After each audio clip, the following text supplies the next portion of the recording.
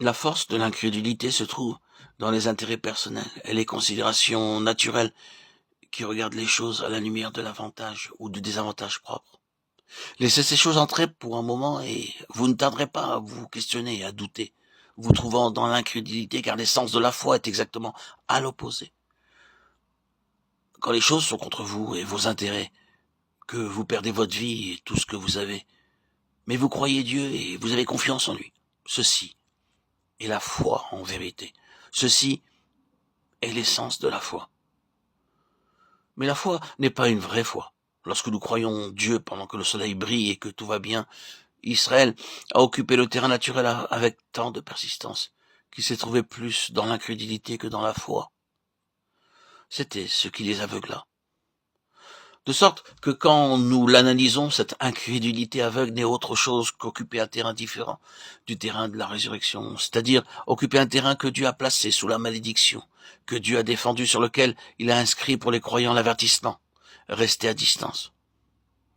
Si seulement nous pouvions voir dans notre cœur ces avertissements de Dieu répandus sur tout le territoire de l'intérêt propre, des considérations mondaines, et ainsi de suite. Nous serions délivrés de beaucoup de misère dans nos vies. Toute la vie naturelle est une chose aveugle. La mesure de notre aveuglement est proportionnelle à la mesure dont nous sommes gouvernés par le naturel. L'homme naturel, dit l'Esprit de Dieu, n'accepte pas les choses de l'Esprit de Dieu. Et il ne peut les connaître. Parce que c'est spirituellement qu'on en juge, ou on en juge par le spirituel. 1 Corinthiens 2,14. La vie entière de notre nature est une chose aveugle. La mesure du terrain naturel que nous occupons est la mesure de notre aveuglement.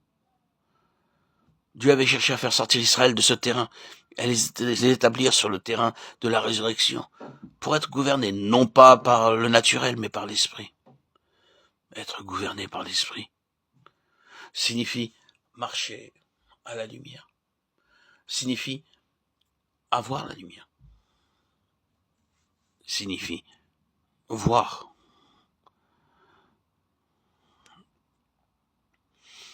L'homme naturel dit l'Esprit de Dieu n'accepte pas les choses de l'Esprit de Dieu.